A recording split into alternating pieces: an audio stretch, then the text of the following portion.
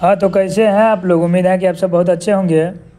और आज के इस सेशन में आज हम लोग क्लास 12th के इंग्लिश का पोइट्री का समरी जो कि हमारा चैप्टर नंबर 7 है उसका समरी करने वाले हैं। इस चैप्टर का नाम है Macavity the mystery cat. Macavity एक बिल्ली का नाम है, ठीक है, मेल बिलार रहता है, ठीक है, जो कि एक रहस्यमय बिल्ली होती है, ठीक है। इसी के बारे में टी.एस. इलियट ने बताया है। इसका जो इस बिल्ली का जो व्यक्तित्व था और इसका चतुराई जो था, इस चीज़ से प्रभावित होकर के जो टी.एस. इलियट साहब थे, इन्होंने इसके ऊपर क्या किया है, कविता लिखा है। इसी बिल्ली के बारे में बताया है कि वो क्या क्या कारनामे करती है, ठीक है। तो आइए इसका समरी देखते हैं। करा Macavity the mystery cat was written by T S. Eliot. यानी मैकेविटी जो है मिस्ट्री कैट, यह जो एक रहस्यमय बिल्ली है, यह जो कविता है वो किनके द्वारा लिखा गया है, तो टी.एस. इलियट के द्वारा लिखा गया है, ठीक है। He was born in USA। इनका जो जन्म हुआ था टी.एस. इलियट का वो USA में हुआ था, बट लेकिन eventually he settled in England.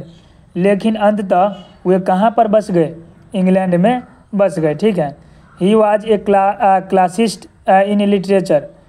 वो जो थे लिटरेचर यानी कि एक जाने माने साहित्यकार थे। एंग्लो कैथोलिक इन रिलीजन, और धर्म से हुए उनका जो धर्म था वो कौन धर्म था, तो एंग्लो कैथोलिक धर्म था, ठीक है। And A royalist in politics, और यानी कि राजनीति में भी बहुत ज़्यादा पहुँचे हुए थे, ठीक है। राजनीति में भी इनका पकड़ अच्छा खासा था, ठीक है। उसके बाद देखिए करा he was awarded the Nobel prize for literature in 1948। यानी कि इनको जो है साहित्य के लिए 1948 में नोबेल प्राइज़ से पुरस्कृत भी किया गया था, ठीक है। करा he was also a distinguished critic and dramatist. इसके अलावा वो और भी क्या थे, तो और एक विशिष्ट जो है आलोचक थे। क्रिटिक मतलब आलोचक होता है, एंड ड्रामेटिस्ट मतलब नाटककार भी थे, ठीक है। करा his well known poems are. इनका जो कविता का जो संग्रह है, अच्छा खासा जो जाना माना कविता है, वो कौन कौन है, तो द वेस्टलैंड, ये इनके कविता का नाम है, ठीक है। आस वेडनेसडे एंड 4 क्वार्टेट्स, ठीक है, क्वार्टर्स, ये सब इनका कविता है, ठीक है। उसके बाद देखिए करा the poet composed this poem about cat. यानी कि इसका जो कवि जो है ये जो कविता लिखे हैं एक बिल्ली के बारे में लिखे हैं, ठीक है। ही टेल्स दैट, वे कहते हैं Macavity is so clever.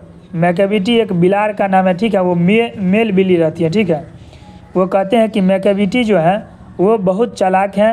He is very tall and thin, वो बहुत ज़्यादा लंबा है और पतला है, ठीक है। The poet says that when it does crime, कवि कहते हैं कि जब वो कोई अपराध करता है, कौन, ये बिलार जो है वो अपराध करता है, ही नेवर स्टेज देयर, तो वहाँ पर वो नज़र भी नहीं आता है, ठीक है। मतलब अपराध किया और वो गायब। जैसे गांव घर में ही देखते हैं कि कोई बिल्ली है, कब दूध पी कर के गायब हो जाएगा आपके घर से पता भी नहीं चलेगा, ठीक है। और कभी कभार तो आप मान के चलिए साइकिल उकिल चला रहे हैं और बिल्ली के देह पर चढ़ा दिए, तो देखिएगा कि थोड़ा देर के लगेगा मर गया, लेकिन फिर आप आगे चलिएगा और बिल्ली क्या होगा, वो उठ करके गायब हो जाता है वहाँ से। तो यही सब होता है इसमें भी, ठीक है। ये बिल्ली जो है कोई क्राइम करता है और तो वहाँ पर वो नज़र भी नहीं आता है, कौन, मैकेविटी। उसके बाद देखिए करा ही चीट्स एवरीवन।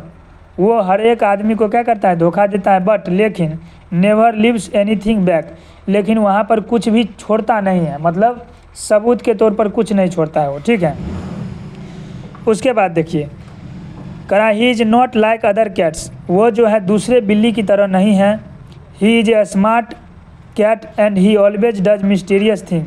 वो बहुत ही स्मार्ट कैट है, यानी कि बहुत ही चालाक बिल्ली है, चतुर बिल्ली है, और वो जो है हमेशा कुछ रहस्यमय चीज़ें करती रहती है, ठीक है। ही ऑलवेज मैक्स, वो हमेशा ही always makes mistakes and crime, वो हमेशा गलती करती हैं और अपराध करती हैं, but never be present there, लेकिन कभी भी वहाँ उपस्थित नहीं रहती है, ठीक है। ही attracts even the poet from his personality and cleverness.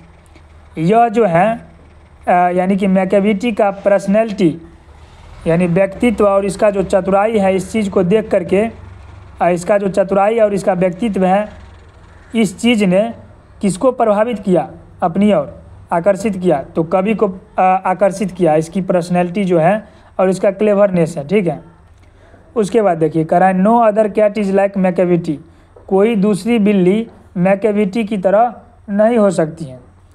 The poet named, इसलिए कवि ने इसका नाम क्या रखा है, the poet named that cat is Napoleon of crime, इसलिए कवि ने इस बिल्ली का नाम रख दिया है अपराधों का नेपोलियन। ठीक है, तो इस तरह से जो हमारा चैप्टर नंबर 7 था मैकेविटी द मिस्ट्री कैट, इसका समरी आसानी से हम लोग पढ़ लिए। ठीक है, आई होप कि आपको अच्छा लगा होगा।